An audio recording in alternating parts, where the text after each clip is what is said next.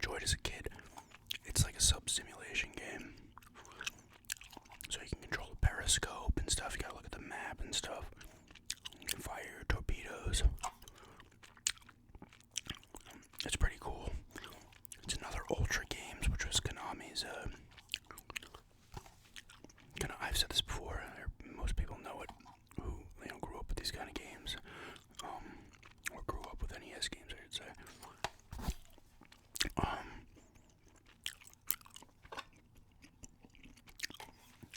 Nintendo would only allow the game publishers or whatever, the companies, to put out a certain amount of games, so they would come up with just other studio names to get, other, like, company names. Ultra Games was their other one, because I think even, Metal Gear might be under Ultra too. I could be wrong, I think it might be under Ultra though. But yeah, Sound Service, it's pretty cool. I played it for a little bit. I just put it back in that wrapper because I wanted to kind of do the sound on camera. The second game I picked up yesterday from Best Buy, it was $20, 21 and change after tax. I wanted to get this for store pickup a while back, but it wasn't available there, and then it was, so I'm like, I gotta grab it. I was interested in it, but it's Sonic Mania. You can use Sonic, Tails, or Knuckle here. There is a 2-player mode, which is kind of a pain in the ass to access, but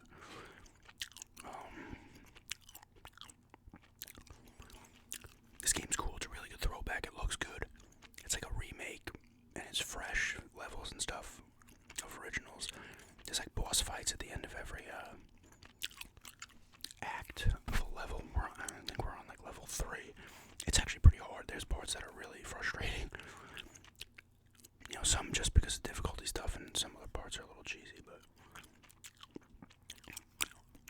it is really cool. It actually has DLC, because it's like Sonic Mania Plus. This actually has a little DLC in it for the Plus part, but there's some new characters and a few other things, but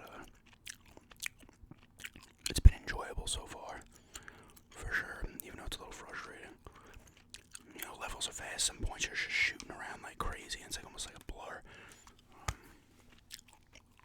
That glare is so terrible. I was happy to get this one though. Like I said, I was looking for it like a month ago, and I ended up getting the Mania collection. But I am happy to have this because it's a cool side scroller. This competition mode we were playing, you gotta try to collect the most rings, and you can put certain power ups in there and stuff like that. There's time attack. The secret levels you can find within the levels. Yeah, it's vibrant new stages and classic zones. They call him Eggman in this, I'm pretty sure again, but I only know him as Robotnik from the earlier ones, and then he changed his name. Although he might have originally, like, Eggman might have been what it translated to, I don't know, Japanese version. But I always remember him as Robotnik. I think they called him Robotnik in the movie too, right? But yeah, it's been pretty fun so far, for sure. Can't wait to play more of it.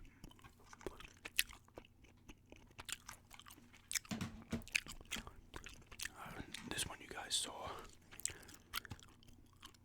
I did my 360 collection. I also got it at the Game Trading Post the day I got Sound Service, but it is Condemned Criminal Origins. This was $8. That freaking GameStop sticker is unfortunately on the artwork, which is a stupid thing GameStop used to do.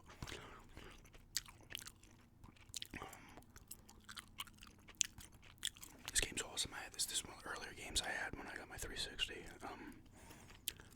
In that other game store, this game was $15, so that's a big jump from $8, to be honest with you.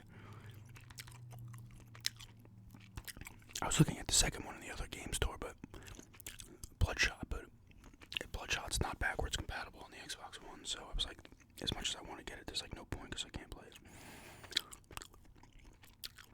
But this game's sick.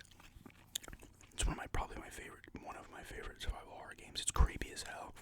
The combat's like visceral and intense with the punches and the blocking and picking up pipes and bent rebar and other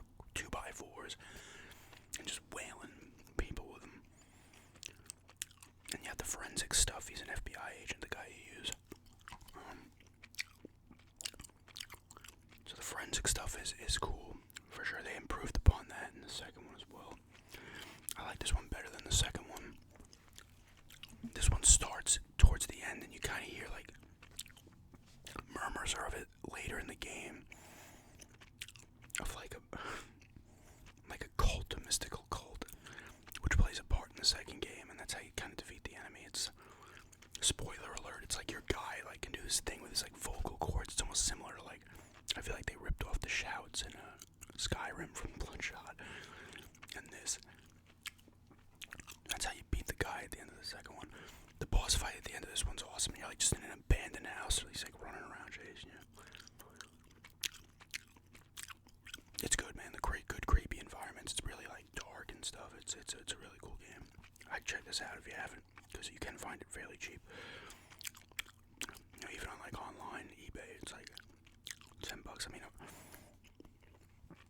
on Amazon it's probably like $50. Amazon's weird. Like, I'll get a game for like $30 on eBay, and I'll just look on Amazon, and people be selling it for like $150. I'm like, what the hell?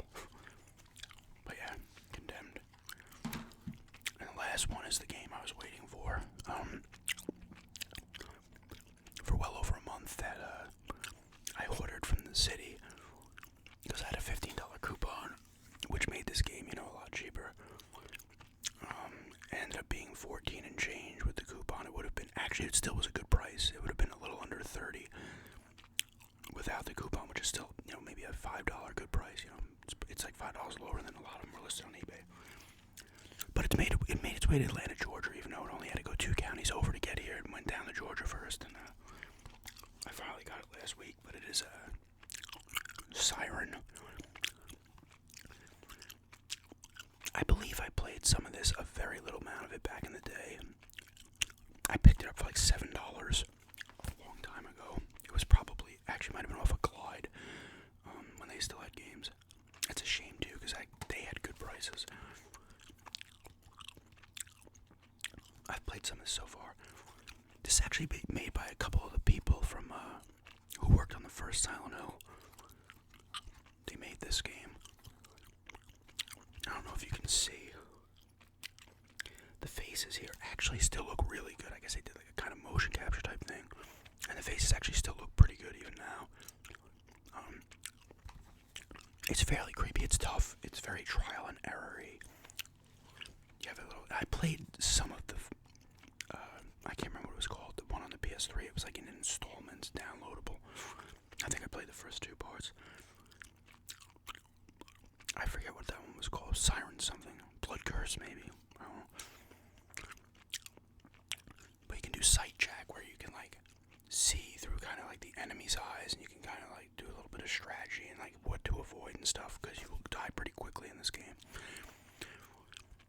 It is strange, you're in like a Japanese town, but everybody has English, like British accents, English accents, which I always find strange in games. Like even if they were just all American, any accent, it's like I would prefer them all speak Japanese and just have subtitles. That's just how I am. It's the same thing with movies. Like we're watching that show Rain, and it's in, I don't know what the country it's from, maybe Sweden, I don't know. But it's like dubbed in English, and it's like I usually prefer, but I'm watching with my fiance, so she doesn't like it as much, reading the captions. I personally prefer to watch the captions and have the people speaking in the actual language the show should be in. I don't know, to me it's just better. But this game's pretty cool. Like I said, I want to keep playing it. Like I said, I was able to get it at 14 and change because I had a $15 coupon, which is great. But even 30 for this is alright. But it's funny because, you know, probably about 9-10 years ago, maybe 11 actually at this point, I'm able to get this game for $6-7. Same thing with Clock Tower. Clock Tower was like $50 used. Now, I paid like $6 for it back in 2009. That's actually when it was at GameStop still.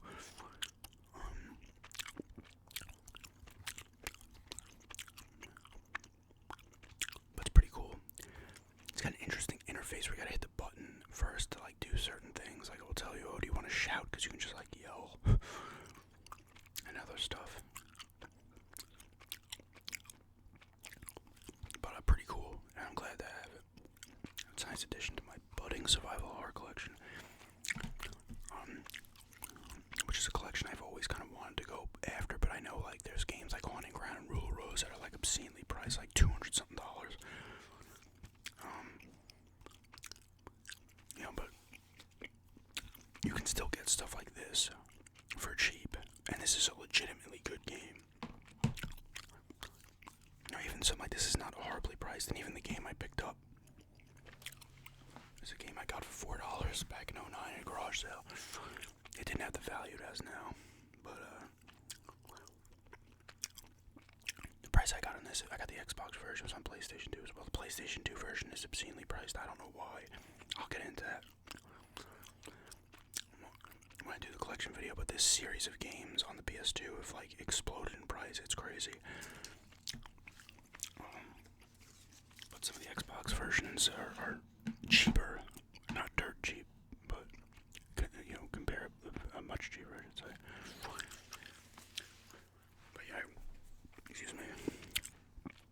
I do hope that comes tomorrow because I want to do my survival arc. It's not. I said this the other day. I meant to say it again. Horror game collection. It's my horror game collection. So you know, all types of different horror games.